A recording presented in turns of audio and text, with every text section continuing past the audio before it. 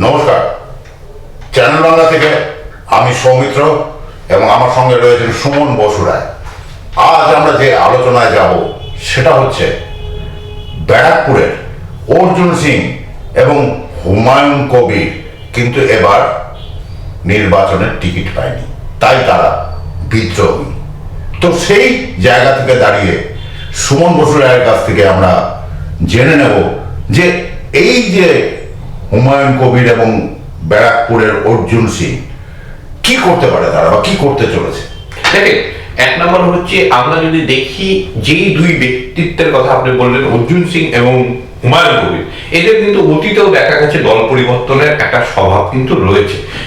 একই সঙ্গে কিন্তু দেখা গেছে যে তাদের এলাকায় একটা ভালো প্রভাবও কিন্তু রয়েছে। এবং গত নির্বাচনে যখন দীনেশ ত্রিবেদীকে ব্যারাকপুরের টিকিট দেওয়া হয়েছিল, তখন কিন্তু অর্জুন সিং প্রতিবাদ করেছিলেন, তিনি দল ছেড়েছিলেন, বিজেপি প্রার্থী হয়েছিলেন এবং জয়লাভ করেছেন।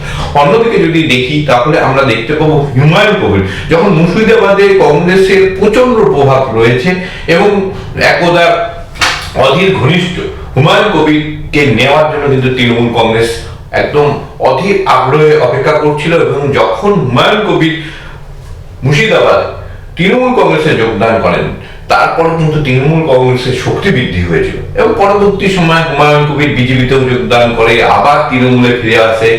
এই একটা পরিস্থিতি কিন্তু রয়েছে। কিন্তু একই সঙ্গে হুমায়ুন কবিরের প্রভাব বেশ কয়েকটি বিধানসভায় রয়েছে এবং আমরা জানি যে আপনার যদি মুর্শিদাবাদ হয় তাহলে মুর্শিদাবাদে বেশ কয়েকটি কিন্তু আসন রয়েছে বিধানসভাতে। একই সঙ্গে কিন্তু আমরা যদি দেখি তাহলে দেখব লোকসভাতেও কিন্তু একাধিক আসন রয়েছে এই জেলা থেকে। বহরমপুর রয়েছে, রয়েছে জঙ্গিপুর এবং একই সঙ্গে রয়েছে মুর্শিদাবাদ। ফলে এই যে একটা এত বড় জেলা এবং একই সঙ্গে তিনটা আসন যে জেলা রয়েছে, যার মধ্যে প্রভাব রয়েছে আপনার হুমায়ুন কবিরের, ফলে এই আসনগুলি ধরে রাখতে গেলে হুমায়ুন কবিরের যে বিদ্রোহ দেখা যাচ্ছে, এবং তিনি সরাসরি কিন্তু বলে দিয়েছেন যে তিনি নির্দল হিসেবে এবার প্রতিদ্বন্দ্বিতা করবেন, যেখানে একটা রাগঢাক করে কিন্তু অর্জুন সিং এগিয়ে চলেছেন। মনে করা হচ্ছে, আমি গতকাল যখন আপনাদের যে ওপিনিয়ন পোলটি আমরা প্রকাশ করছিলাম তখন কিন্তু বলেছিলাম অর্জুন সিং বিজেপির টিকিটে কিন্তু দাঁড়াবেন এবং বাস্তবেও কিন্তু সেদিকেই এগিয়ে চলেছে। আজকে যে সকালে যে ঘটনাক্রম ঘটেছে সেটাও নাটকীয় ঘটনাক্রম। প্রথমে মুখ্যমন্ত্রী মমতা বন্দ্যোপাধ্যায় বা দলনেত্রী মমতা ব্যানার্জি ছবি সরে দেওয়া হয় এবং দুপুর বেলায় কিন্তু দেখা যায় নরেন্দ্র মোদী সেই জায়গায় স্থান পেয়েছেন। সুতরাং ইঙ্গিত পরিষ্কার যে অর্জুন সিং বিজেপির টিকিটে লড়ছে।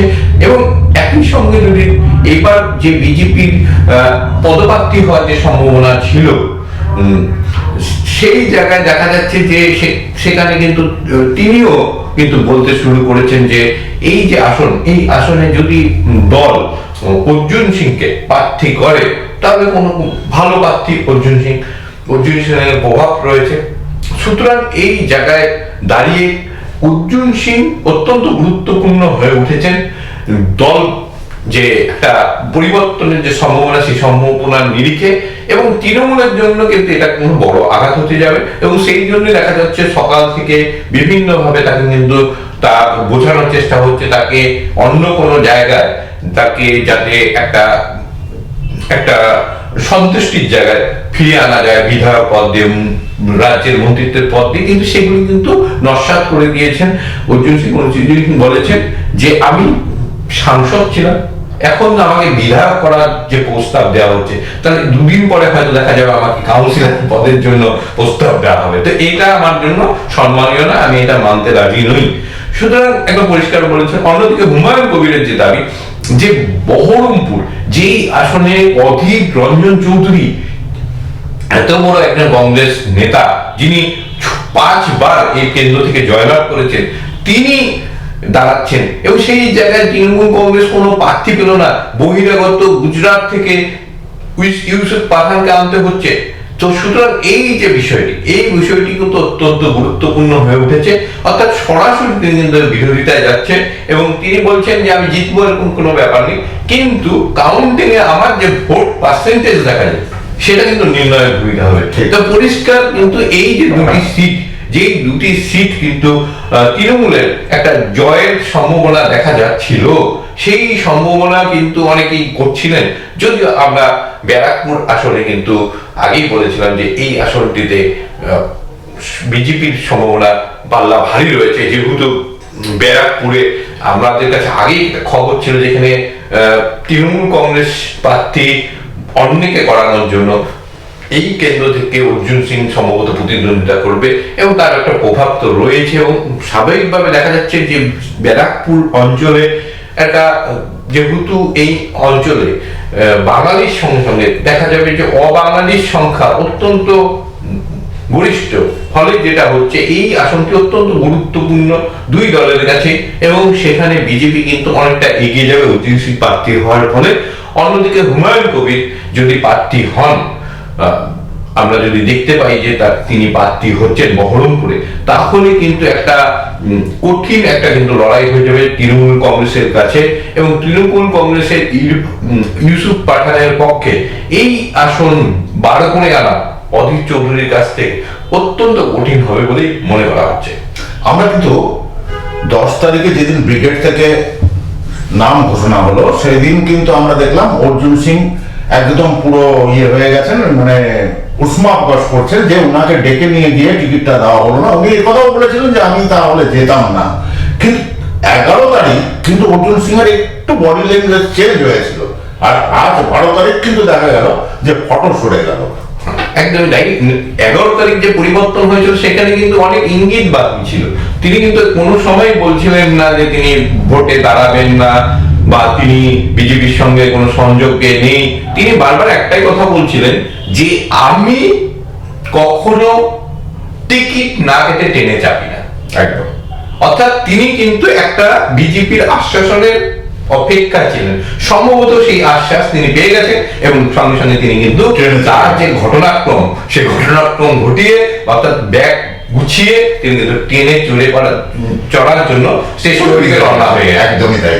এবং শুধু যে হুমায়ুন কবির বা আপনার অর্জুন সিং তাই কিন্তু নয়, একই সঙ্গে দেখা যাচ্ছে আরো অনেক কিন্তু ইতিমধ্যে বিদ্রোহ শুরু, সংবাদ মাধ্যমে কিন্তু তাদের যে ক্ষোভ সেটা কিন্তু দেখাচ্ছে। শান্তিকা তিনি বলছেন আমি 3 বছর মাটি কামড়েছিলাম এবং আমাকে এখন প্রার্থী করা হচ্ছে না, তো তিনি বলছেন আমি দল ছাড়বো না, কিন্তু এটা আমার ক্ষোভ হয়েছে।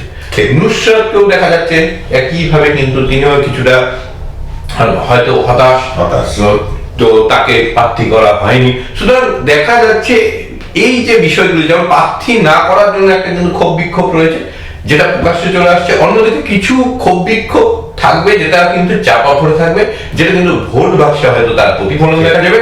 যেমনটা হয়তো আমার মনে করা হচ্ছে কুচবিহার কেন্দ্রে কিন্তু এখানে প্রার্থী করার একটা সম্ভাবনা তৈরি হয়েছিল পার্থপ্রতিম রায়কে, তাকে কিন্তু প্রার্থী করা হয়নি, ফলে তার অনুগামীদের মধ্যে স্বাভাবিকভাবে একটা দুঃখ কিন্তু থাকবে। একইভাবে যদি আমরা দেখি যে কৃষ্ণনগর কেন্দ্রে মহুয়া মৈত্র, তাকে যেমন প্রার্থী করা হয়েছে, কিন্তু অনেকে আশা করছিলেন এবার তারা প্রার্থী হবেন বা তাদের যে অনুগামী রয়েছেন তারাও কিন্তু একটা চাপা একটা ক্ষোভ কিন্তু তাদের মধ্যে থাকবে, এবং এই ধরনের ক্ষোভ বিক্ষোভের ফলশ্রুতি হয়তো তৃণমূলকে একটা বড় ক্ষতি দেবে, এবং সেই ক্ষতি পুষিয়ে দেওয়ার জন্য তৃণমূল কংগ্রেসের সর্বময় নেতা নেত্রীরা চেষ্টা করবে, এবং তারা কতটা ড্যামেজ কন্ট্রোল করতে পারেন সেই দিকেই কিন্তু তাকিয়ে থাকতে হবে আমাদের। ভোট এখনো ঘোষণা হয়নি, কবে ভোট হবে, কোন দফায় কোন জায়গায় ভোট হবে, ফলে অনেকটা কিন্তু সময় পাওয়া যাচ্ছে ড্যামেজ কন্ট্রোলের জন্য, এবং সাত মধ্যে কিন্তু চলে এসেছে সিএ বিতর্ক। ফলে সিএ বিতর্ককে তৃণমূল কংগ্রেস কতটা নিজেদের দিকে টানতে পারে তার উপরে কিন্তু অনেক কিছু নির্ভর করবে। এবং আমরা দেখতে পাচ্ছি যে মুখ্যমন্ত্রী মমতা বন্দ্যোপাধ্যায় তিনি কিন্তু উদ্যোগী হয়েছেন সিএর যে হাওয়া, সেই হাওয়া নিজেদের দিকে টানার জন্য, এবং ইতিমধ্যে কিন্তু তিনি উত্তরবঙ্গ সফরে এসেছেন, এবং উত্তরবঙ্গ সফরে এসেও কিন্তু একাধিকবার কেন্দ্রের বিরোধিতা করেছেন এই ইস্যুতে, এবং তিনি বলছেন যে পশ্চিমবাংলাতে কোনো ডিটেনশন ক্যাম্প তিনি হতে দেবেন না। যদিও সিএ যে আইন আনা হয়েছে সেখানে নাগরিকত্ব কারার কিন্তু কোনো আইন নয়, এটা দেওয়ার আইন। সুতরাং একদিকে যেখানে যে আইনটি রয়েছে সেই আইন নিয়ে অনেকেই বলছেন নিষিদ্ধ পাওয়া, কিন্তু বলছেন মুখ্যমন্ত্রী মমতা ব্যানার্জি মানুষকে ভুল পথে চালনা করছেন, সুতরাং এটা কিন্তু উচিত নয়। অর্থাৎ যেটা দেওয়ার আইন, নাগরিকত্ব দেওয়ার আইন, সেটাকে কিন্তু বলা হচ্ছে নাগরিকত্ব কেড়ে নেওয়ার আইন। সুতরাং এই যে একটা বিভ্রান্তি, সেই বিভ্রান্তি ছড়িয়েও যদি কেউ মাইলেজ পেতে পারে, তাহলে কিন্তু ফলাফল অন্যদিকেও গড়াতে পারে। কারণ আমরা জানি যে একটা ক্যাম্পেইনিং এর কিন্তু একটা বড় প্রভাব পড়ে, এবং তার প্রভাবেই আপনি যদি দেখেন তাহলে দেখতে পাবেন যে বিভিন্ন ইস্যু, সেই ইস্যুগুলি কিন্তু যদিও বাস্তব সম্মত ছিল না, বা পরবর্তীতে আইনের দ্বারা বা আদালতে সেগুলো কিন্তু খারিজ হয়ে গেছে, এবং বোপোস ইস্যু আমরা যদি দেখি সেই সময় কিন্তু রাজীব গান্ধীর বিরুদ্ধে চলে গিয়েছিল।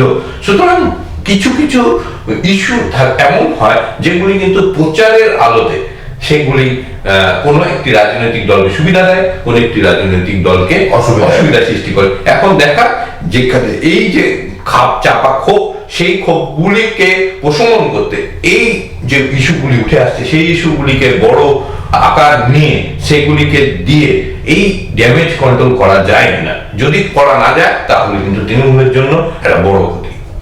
তো আমরা এখনো যেটা দেখতে পাচ্ছি যে ভোটের দিনক্ষণ কিন্তু এখনো ঠিক হয়নি, প্রচারের আলো আসেনি যে কবে ভোট, কয় দফায় ভোট, এগুলো কিছুই আসেনি।